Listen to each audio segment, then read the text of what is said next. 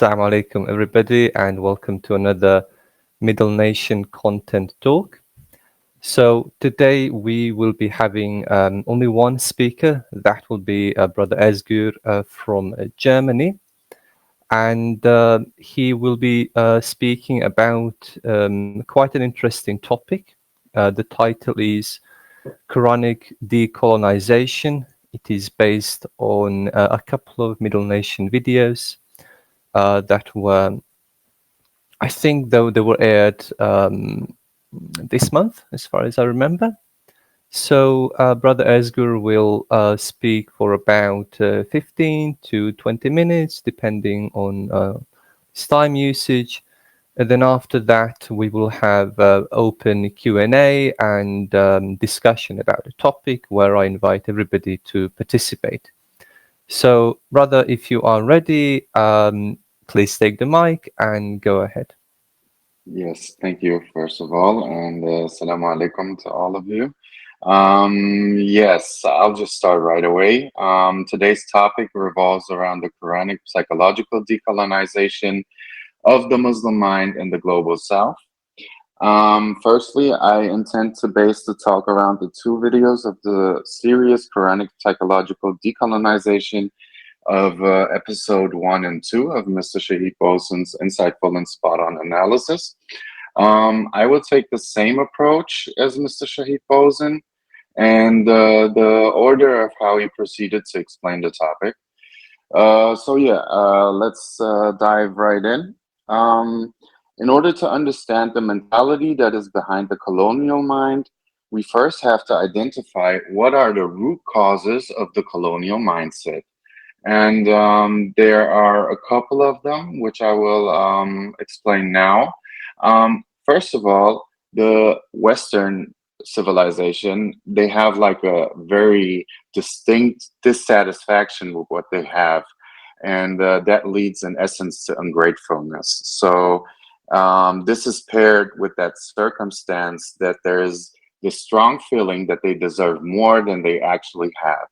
And the dissatisfaction and ingratitude, just to outline it once again, that comes with not being happy with what they have, basically turns into main three intersected internal sicknesses.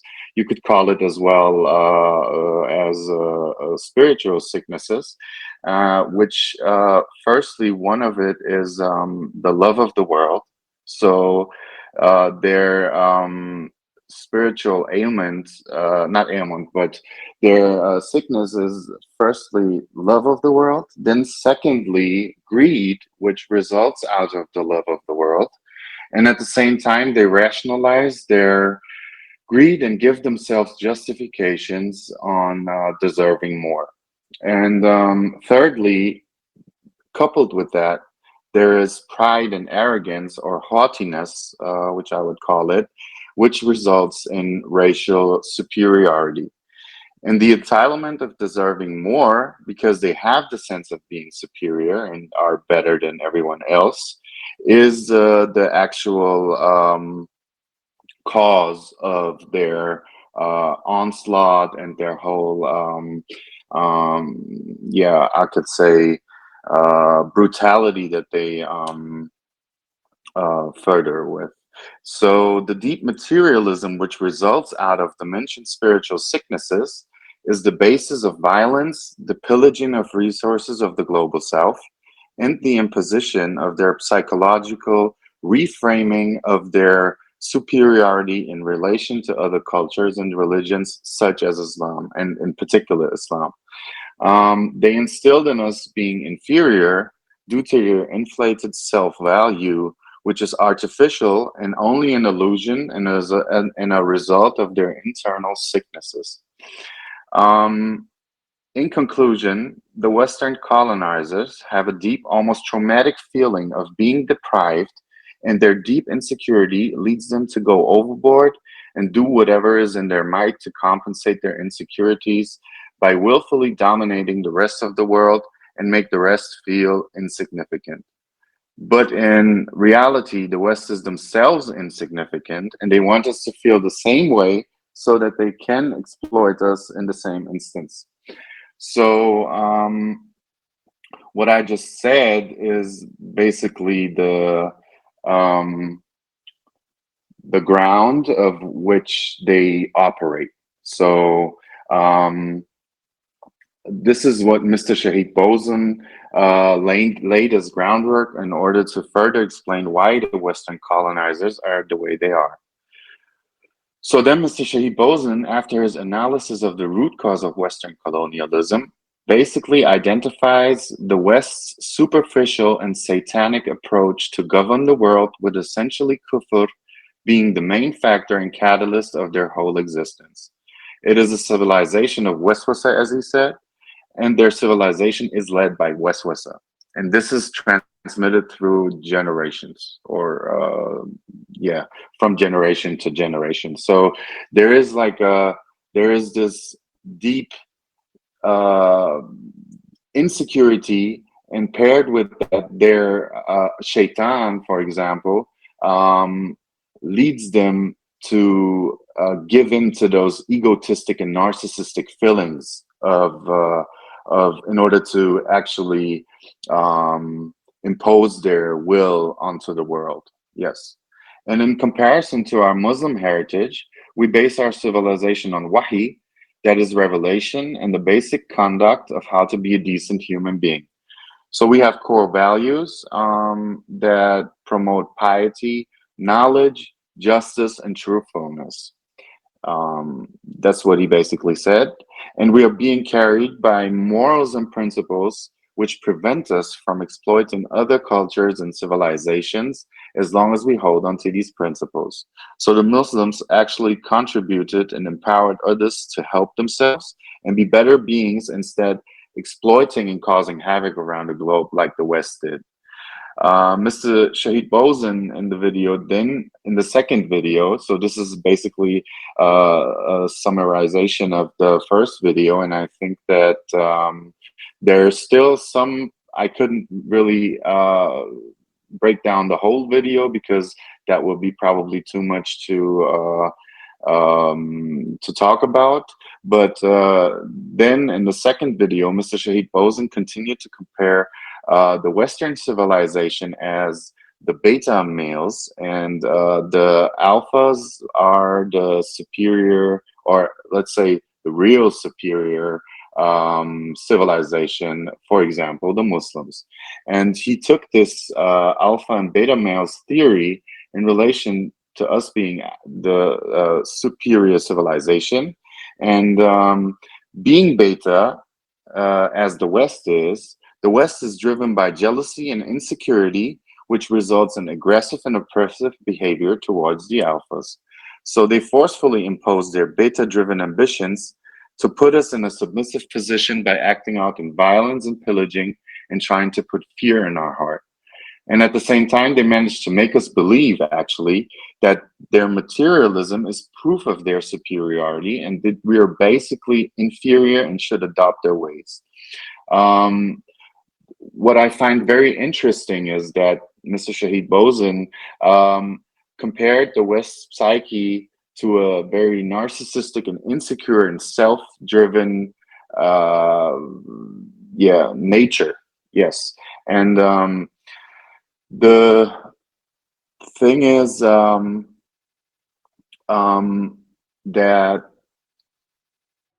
he was right, because as like a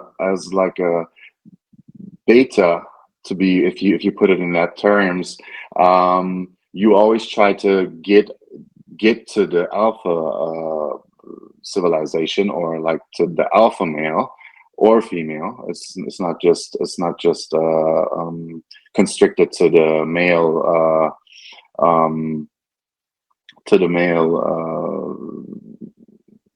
sex. And yes, um, right now what I'm going to attempt is like talk a little bit about the colonial mentality. The colonial mentality is defined as the perception of ethnic and cultural inferiority and a form of internalized racial oppression. So when they, for example, I take Turkey as a good example. Um, when they tried to break down the Ottoman Empire and when they tried to take over, they used, as Said Nursi said, they used materialism and racism as the basis of dividing the whole Ottoman Empire. So basically, what they managed to do is their own self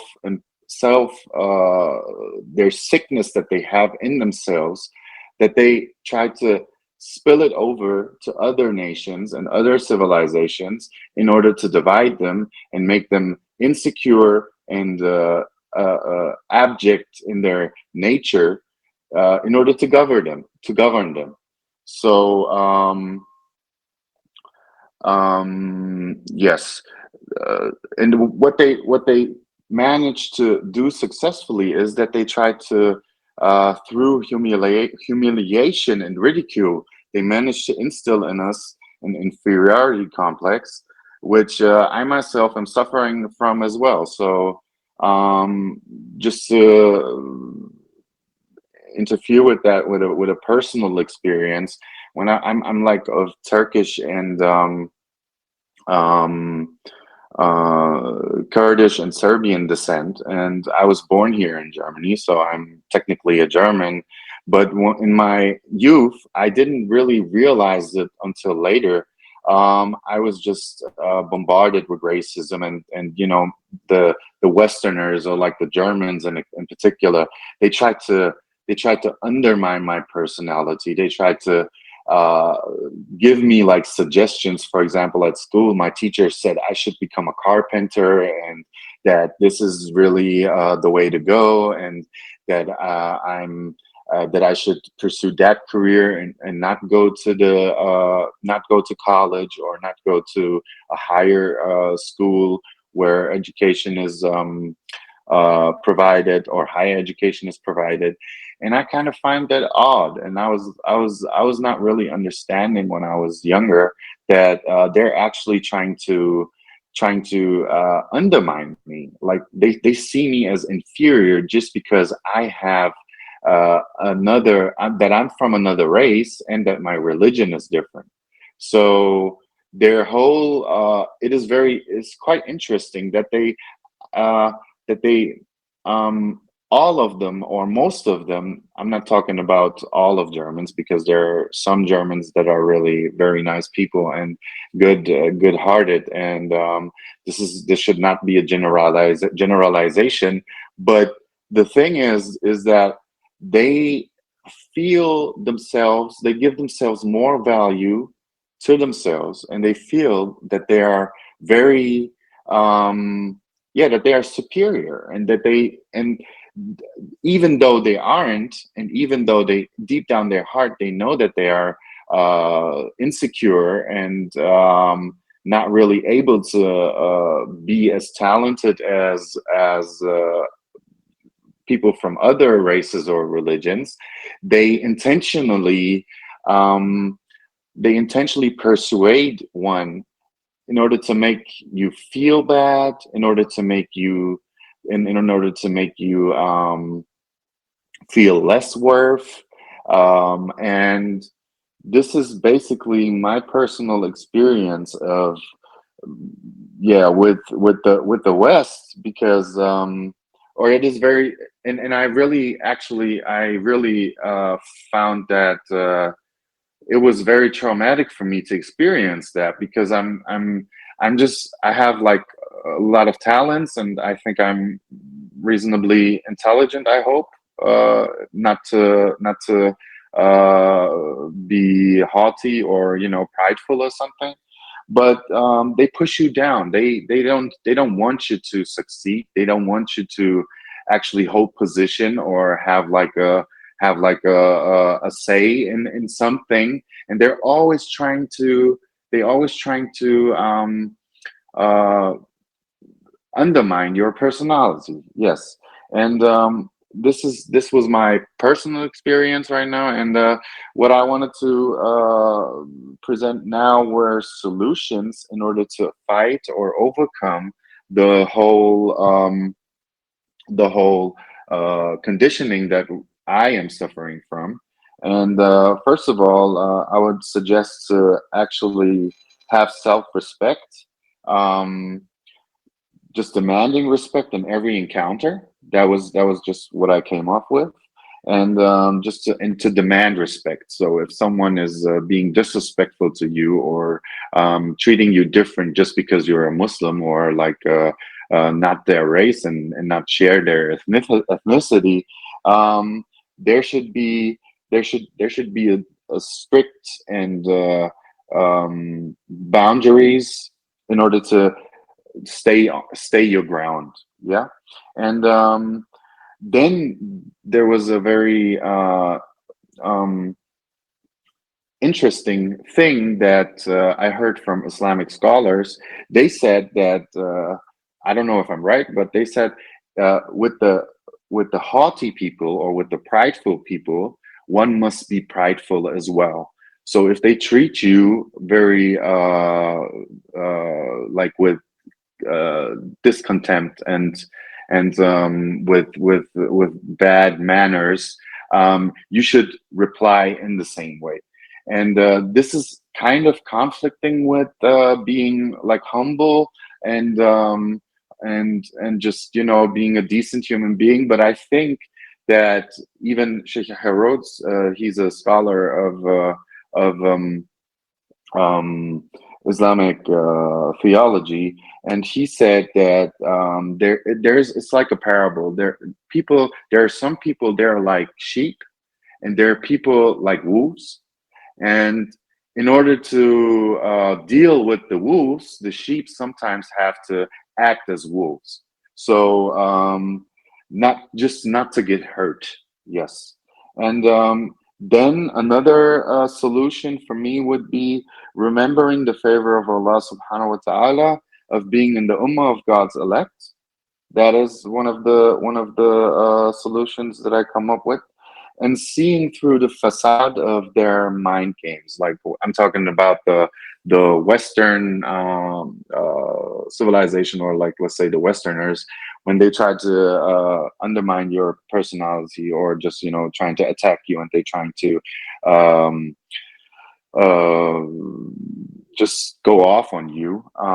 Seeing through the facade of their mind games, and perpetual degradation of our core values and practices as Muslims, then we should actually just stay strong, and just stay with our principles, and just don't let us be yeah, just so that they don't have a chance to attack us. Because what they actually do, and this is what Mr. Shahid Bosun has said as well, is that if they if you stand your ground as a Muslim, and if you get attacked by non-Muslims, especially the Westerners, then they're always trying to bring up the things that are controversial, or that shouldn't be controversial, but they're trying to say, like, for example, the age of Aisha radiallahu anha, and the marriage with her. It displays their own sick minds, yeah, that they trying to impose on you. So one should not get distracted by their tactics to actually be intimidated by their things. And I think that we as Muslims should just stand strong, and just whatever the consequences are, just stand our ground. And lastly, I thought about understanding one's own history, um, to understand the present. So, for example, the golden age of Islam in Al Andalus was very much, in almost all the epochs of the Islamic civilization, is filled with knowledge, with advancement in science and technology as well. And just to make clear that we are the originators of this whole progress that the West is inhabiting themselves. So just to remind ourselves to actually see reality for what it is.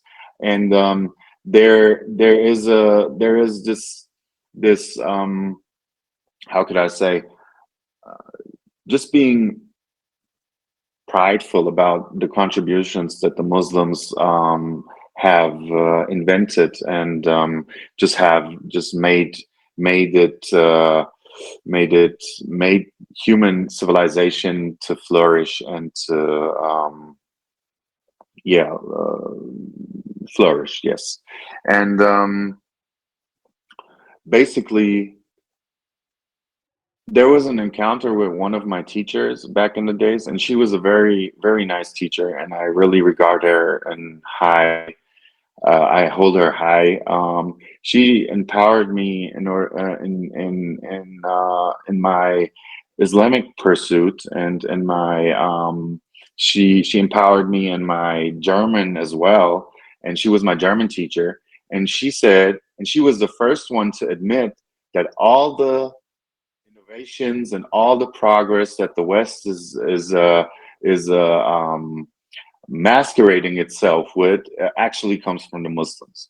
And that was like a very nice encounter for me, that she was actually confessing that the Muslims were the ones that actually drove innovation and science and knowledge as a whole. And but most of the Westerners are not able to, and they cannot even be, they're not able to accept the fact that we are superior. And I'm not speaking of a superiority that is like the Westerners have, like the unjustified superiority. But we're actually superior in terms of piety, in terms of knowledge, in terms of justice, and in terms of being righteous as a human being. And I think this is one of the hallmarks of the Muslims, and we should regain that. And I think I'm probably finished right now. I'm sorry for just being that. Yeah, yep. That's about it. Yep. Well, thank you, brother. Thank you for your talk. That was quite insightful, actually, and I loved how you inserted your personal experiences and made that uh, very much potent. So I really appreciate that. Now, I'd like to invite our dear members to maybe comment on Brother Oezguer's talk, or perhaps ask some questions. So please go ahead if Assalamu somebody has alaikum. a question. Yeah, well, go ahead. Alaikum salam. Yeah, actually, this is a very, very good talk. I mean, it relates to most of us and the timing as well. I would like to actually add something to what he was talking about the first video about the root of colonization in terms of spiritual sickness of the West, and I think it actually goes back to the sense of the way he put it, the hollow spiritual foundation, which is actually based on kufr, and I think we can actually relate that with what is actually happening right now. Take for example the Scamageddon, the Armageddon thing, the red heifer stuffs. I mean, like, these people are so much so in their kufr that they can actually play with whatever they think was a part of a scripture, even if it is non-existent, just to suit their need, just to like play with other people, to dehumanize other, to like psychologically hurt and harm the rest of the people who are, like, for example, Muslims are actually taking Al-Aqsa for a spiritual, I mean, the holy site, and it's like the entire Muslim world is like like holding their stomachs, like what is going to happen, and these people are like playing with them, just using some kind of their hollowness in terms of spirituality, in terms of what actually matters in relation to to religion and faith. And I guess that actually what I'm trying to say here is the way they look down upon other people's faith, but necessarily the root of their paganism and their of seeing others. And I love the way the brother said something about the way they want the rest of the world to feel insignificant, which is actually their sickness, trying to like spill it over to other people. And they use that to actually undermine other people's culture, faith, and other things, and to loot them. And I guess as brother said as well, the solution again is to remember the favors of Allah to us, but also for the Westerners, I guess, as Brother Shahid said, to reconnect to the Ummah, because it's like the Muslims in the West are not like in alone. There's more than 2 billion Muslims in the world, and you can just connect with the rest of the Ummah, and you feel that power in that status that we are having, the maqam that Allah actually said that we are the best ummah for the way we do our relations with others, like تأمرون بالمعروف وتنهون عن المنكر. And I guess this is what we can do. But the other thing I think it is very important with regard to what he was trying to relate to his personal encounter, the way he's been like taken for, a carpenter. You are no more like, you're not like us. You will never be like, in the West. I guess this goes back to them. It is their sickness, as he said. I will just give him an example. For example, I was walking around in one of these student houses, and you will find the address on the door, the names, they are all, perhaps most of them, they are Turkish, they are Arabic, they are from West Africa. They are like, these are like engineering colleges and medicine colleges and other important profession. And this also, Brother Shade has already said it, like most serious profession are taken up by migrants or descendants of migrants. And the migrants are here to like save the West now, but they cannot swallow it. It's like they cannot fight it. I remember I was with this, he was a German person, and he saw these names in this wall, lot of names with this Turkish background, Arabic background, and he was like, and it was an engineering college, and it was like, we Germans are stupid because we are like taking arts and, literature and stuffs, but serious stuffs like medicine and stuffs are like, the foreigners are the one who are actually serious with that. And that's how the world is going. And looks like the Muslims again is going to save the West. I mean, Europe to be specific. That's how. That's what I wanted to actually contribute to this, and it is a very nice, mashallah, very nice kind of topic, and it relates to many ways into the state of Muslim around the world. I wanted just to say that and contribute that. Thank you. Thank you, Val.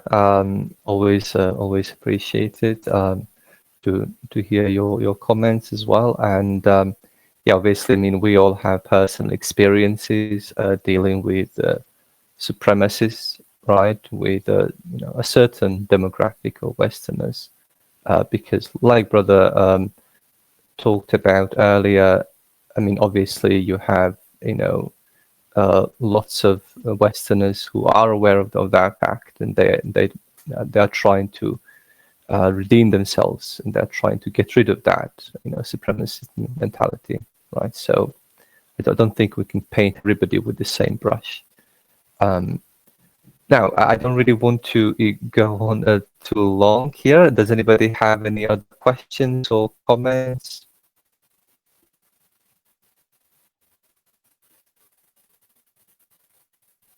Anybody you share something, or maybe you'd like to ask the brother about his experience? Assalamu alaikum. Alaikum assalam. I'd also like to add something to that, which is something I just experienced recently, and it's often that a person come across this where people believe, and I believe Brother Shahid actually did a video on this, where people believe that Western education is equal to the benchmark, and it's not.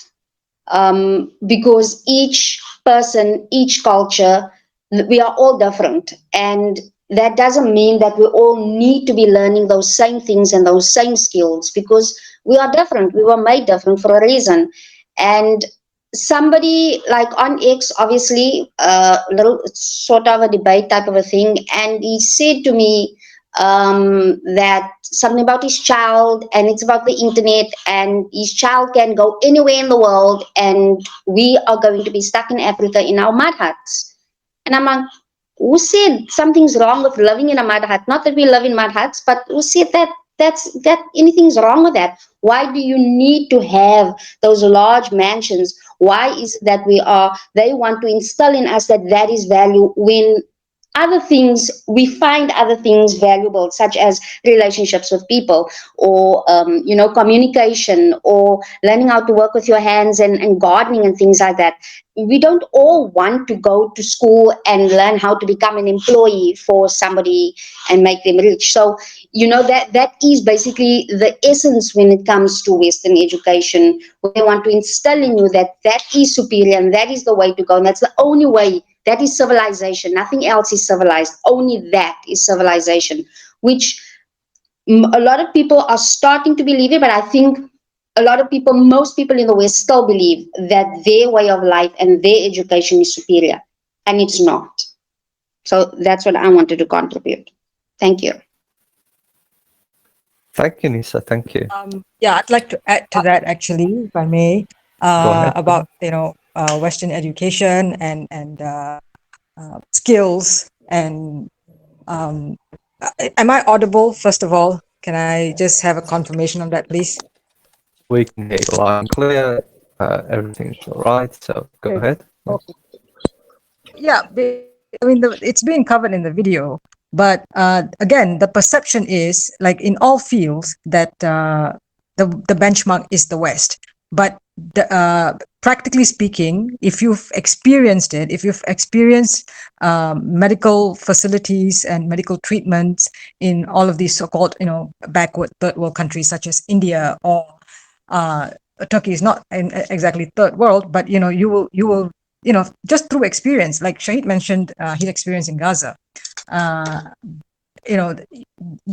you see that they are skilled, advanced professionals in all areas of expertise. And also, like Nisa mentioned, like living in mud huts, like the dismissiveness in pointing out that you live in a mud hut is also something that we need to extract ourselves from.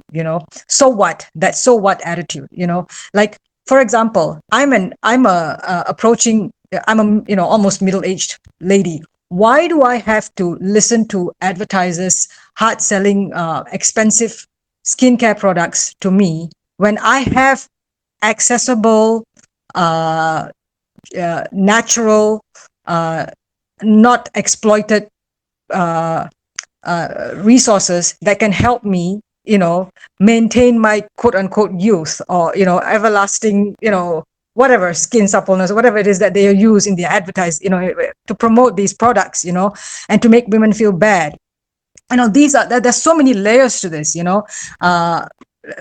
do this through their advertising, to coerce us to consume products and things that we don't need.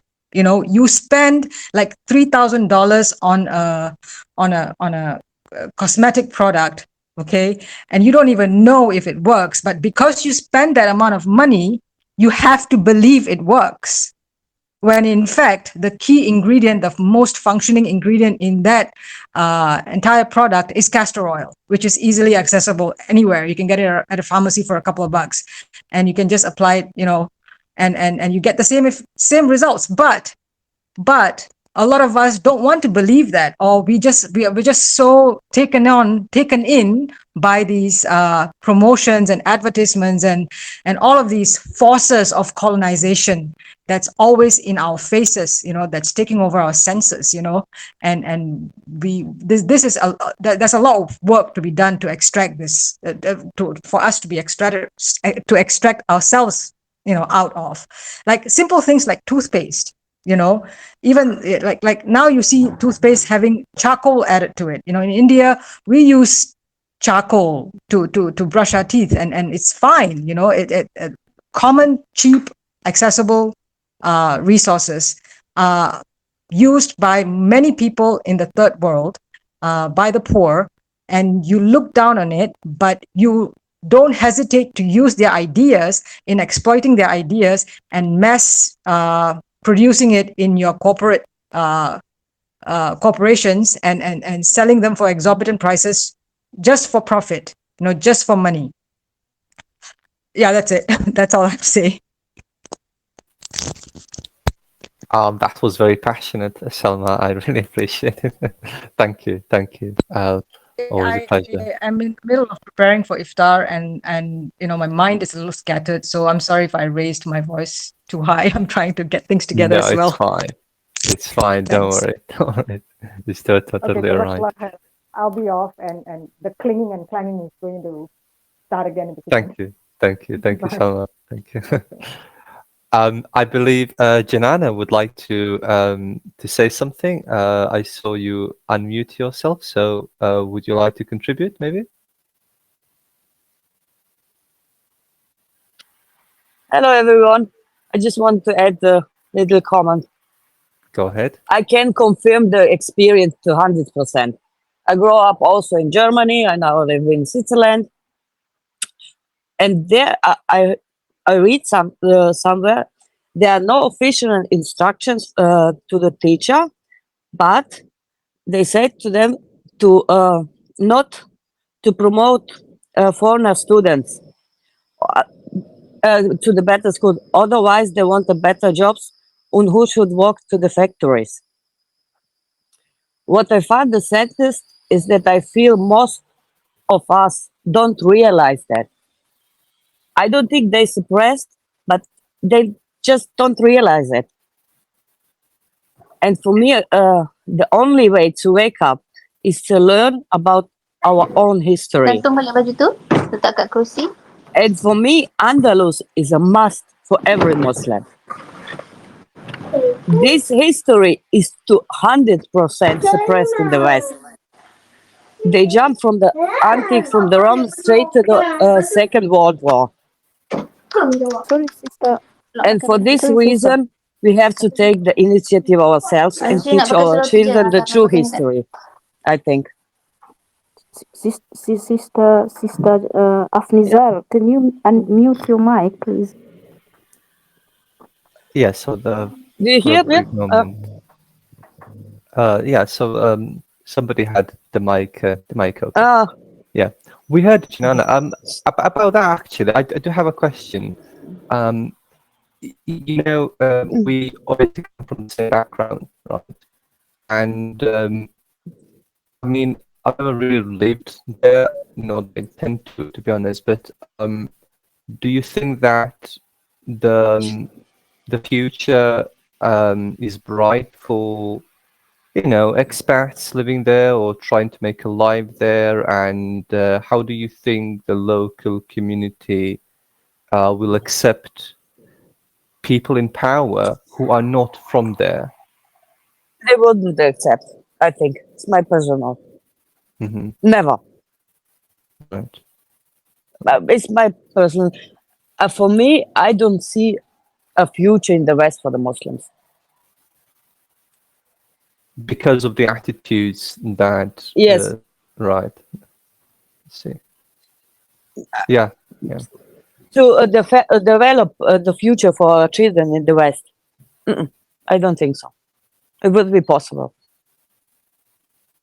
And have you personally experienced any like discrimination or? I am the only foreigner in where I work, in the office. Okay. The only. It's a big. It's very difficult to get this job. No. And I think I would also be the last foreigner there. It's very difficult. It's very for in the smaller places. Germany is a bit different because that many foreigner, but in the smaller places, they push this back. I don't know, but I don't see a future for my children in the West. Well, We develop. inshallah, you can migrate maybe to some other more tolerant country, hopefully. I work on this. I Right, work right, for me, for the Western Muslims, I think it's the best place for now, Turkey, right. because you have the West with the Islam. I say every time to them, for me, the real democracy is in Turkey. Well, actually, we do have. Sorry, Because you can be a doctor with a hair scarf or with a mini rock. There you can be. There's no problem. But here is a big problem. You mean if you wear This the might, hijab, right? yes, hijab. Sorry. Right. Yeah, in the Turkey you can be there, no problem. I don't think there is a problem of this. Right. Yeah. But here is a big problem. And then I have a thought for you. Okay? This is my personal experience. I don't think maybe London is a bit better, but Switzerland is a hardcore. Oh, My so personal you're from experience. Switzerland, I see. Yeah, yes. I see. I think we might have Selma on the mic as well. Yeah. Selma, would you like to add a comment, maybe?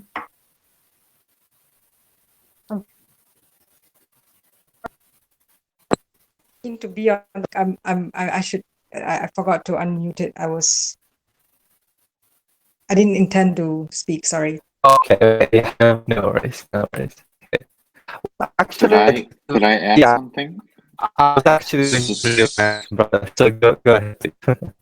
Okay, so basically, I would not advise to come to Europe or to Germany, but it's not a lost case. So I'm not thinking that this is going to be very difficult for Muslims as long as the right-wing parties are not in power. I think if there is a paradigm shift within within Europe, and if they would actually approach Islam in a different way, there would be a very huge difference here, because most of the Germans, even though they're racist, or most of the Europeans, even though they're racist or think that they're superior, they still have like these qualities that are very admirable. So basically, they're right on time. They work hard. They have principles. They're kind as well, even though they might have prejudice and these type of things. Uh, in terms of the future of Europe, I'm really concerned because of the ramifications of the war in Ukraine and Russia. So that could be a potential problem here. I don't know how it will play off, but I think that it might be very dangerous to be in Europe. But in general, I like the nature as well. So I go a lot of I do a lot of hiking. I do a lot of walking and taking a walk and all that stuff. And the nature is very beautiful. And yeah, I'm planning on leaving this country in a couple of years after I just have like my success in my profession.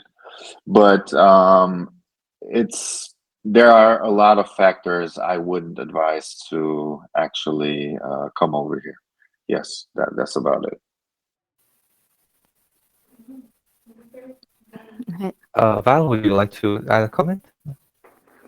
Yeah, I think what Brother Oezguer is saying is right, and Brother Jade actually amplified this in some of his video. I think when he was speaking about the rise of the right wing in Europe, we've seen it that in Belgium, We see it here in Germany and in other countries, in Poland, and and it is very powerful, and in London as well. So it is, I think, very dangerous to actually have, as a Muslim, thinking to have a future, be moving freely to the world, in this part of the world. But the other thing I wanted to actually connect with the entire talk of today is that we see the role of media, the way Salma was talking about how we consume this information about media, and it affects how we see ourselves. Actually, that is the goal of the colonization, and the media as a tool, actually the most powerful tool for the colonization project.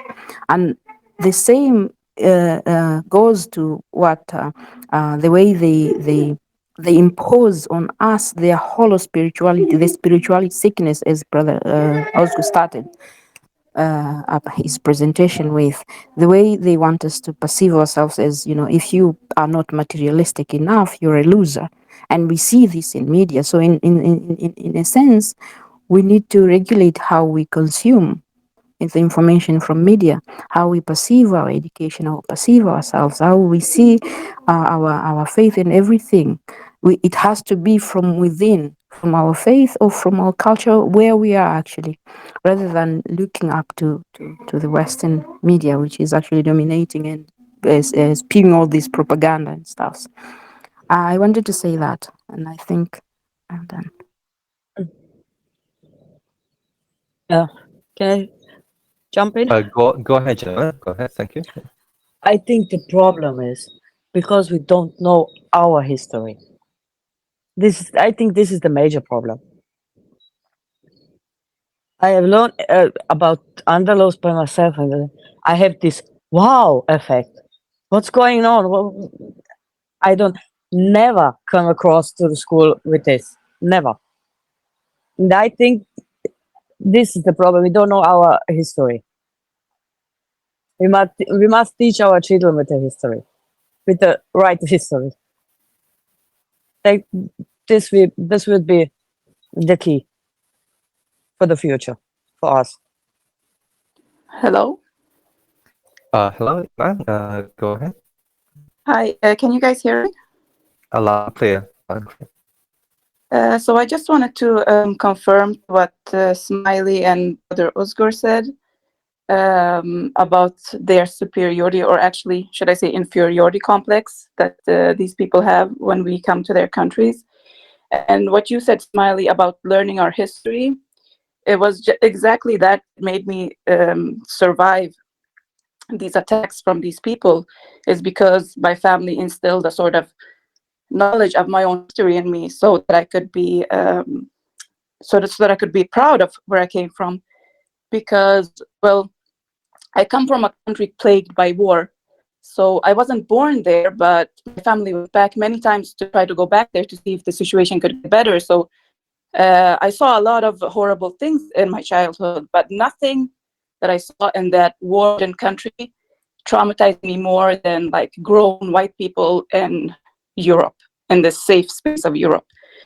Like as a child, if I would excel as a student, this would cause annoyance in a teacher who would want, like, probably the ethnically Europeans to excel more. And this would obviously this affected me as a child. It caused a shyness, and it lasted all the way until adulthood still. But like, they can't help it, because the people who are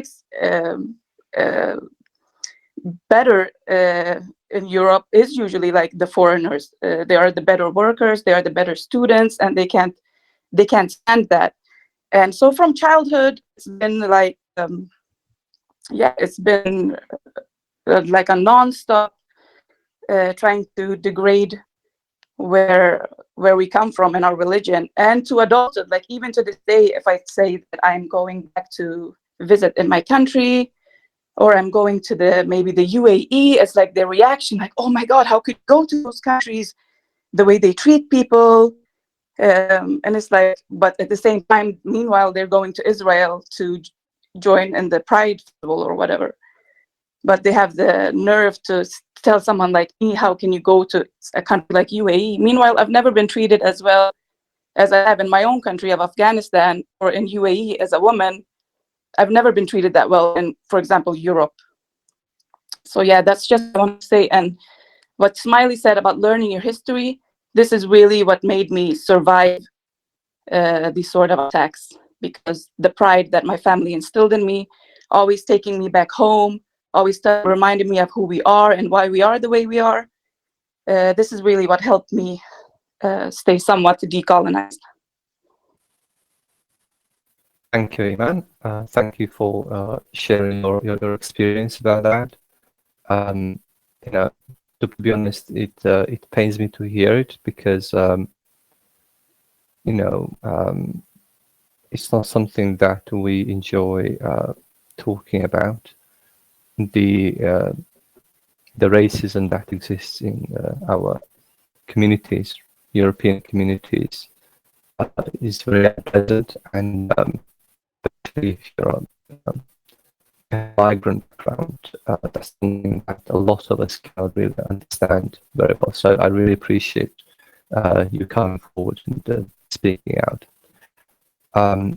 Okay, well, is there anybody else that would like to comment, or maybe the topic? Just one last comment, if I can. Jananna, yeah. They every time say, why are in the West if don't like the West? I have the right to be here. I think so. I have to. It's my right, because you destroyed my country. And it's my right to take this back, what you destroyed. I don't feel this. I have to thank them. No, it's my right to be here. Absolutely. You destroy my country. This is what you have. Point. That's it. No, I don't say thank you, because no, sorry. This is what I think about this. I'm not thankful. I wouldn't be here if you don't destroy my country. Absolutely. And this is what you get. This is my right. I take my rights back. If you don't give me, I take my rights back. I think this is what I think about this. Yeah, I think Jananna might have some conflicts down the road with her colleagues. Yeah, I have my irony. I always the irony there. Yeah. No, you're absolutely right. You're absolutely right. We definitely should have that mentality, and you know, remind people of why the geopolitical conditions that led to migration first, obviously. That's the brilliant comment. Right. Do we have any other comments?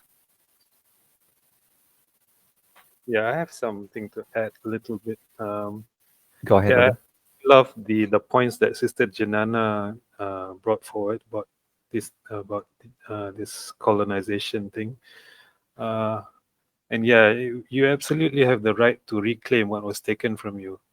I mean, if you look back into history, which is the other point that Sister Jananna brought up just now, we have about five centuries worth of our lands being plundered, being all the resources from our lands being taken back to their countries and to build them up. So in fact, there is nothing at all in the West that does not come from all their years of colonization, exploitation, plundering, and whatnot. And the other point about history that she brought up earlier, yeah, we have to always be aware of the methods that the Western colonialists always employ, even until today. If you try to relate to it in terms of the resistance that you encounter when you're trying to promote your your decolonization agendas, like for instance the Article 6, for instance, you'll find the same exact patterns again and again. Is firstly divide and conquer. They will try to pit you against one another. And then they will make all these empty promises, like to one party and to one party and to sort of, to diminish the promises to the other party, and they will always try to do it in a multiple approach to things. But anyway, and the other thing that you will find and you will encounter in our push for our campaigns is that they will always try to discourage, demoralize, and demotivate us at the infancy of our movements. Like they will say things like, oh, Article 6 will never work because the US cannot be expelled. They are a permanent member of the Security Council, blah, blah, blah, blah, blah, blah. It goes on and on. So, yeah. So anyway, there's a lot more examples that I can quote, but I think since we are probably running out of time, maybe just one more. There's a saying that history is written by the victor. I know this is not exactly an Islamic quote or something, but it does remain quite true. I mean, if you look at some of our in the Muslim world or in the global South in general, if you look at how the colonials, for instance, they tried to rewrite our history. They rewrite. They have these people called orientalists, and they always paint a picture of us being backwards, not having any technology before they came around, and this is all part of their psychological warfare on us. So yeah, that's basically what I wanted to say. I love it. I love it. That's a great example. The many psyops they use to colonize you psychologically. Absolutely spot on, brother. Absolutely. And we do actually have more time. I think Sister Samira would like to offer her thoughts about this. So, Samira, go ahead. Yes, thank you so much, Brother Naif. I was listening to you guys. I was in the car, so I just came into the house and I rushed to talk before you ended the talk. It was really interesting. There's one thing though that always I know that the Western colonialist is the number one enemy here. That in terms, especially when their fascism, basically, or when they try to sell you their fascism, really, the way that they do. But also, I heard when some would like to move to global south, to the communities in the global south, we just have to keep in mind that it's not really like green out there in south. We have our issues as well. I've never lived in the West, okay? I've only traveled to the West, and I always lived in global south, truly global south. From where I was born to where I lived for many years, it's all global south still. But from what you've told me, I understand where everyone is trying to send the message. But we also have our global south. The only good thing about our global south is the main thing that is common in all of us is that we have been colonized. We've been victims of fascism. So we know what to watch out, what to look out for. And one thing that happened to me is like when I first, let's say, went to South Africa, is that's where my journey for decolonization actually started. I actually did not know that I was actually colonized. Mentally, I mean.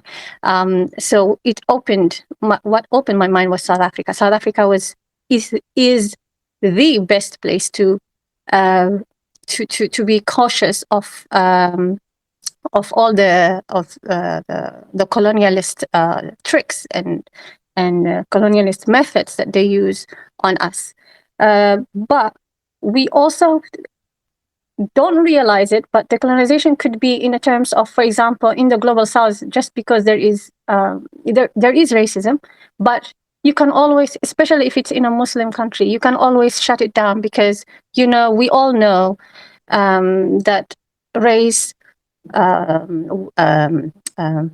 richness or anything does not really matter. We all know it's piety that matters. We just can bring it up and say, you know what, Allah favors the one who is righteous, who is pious.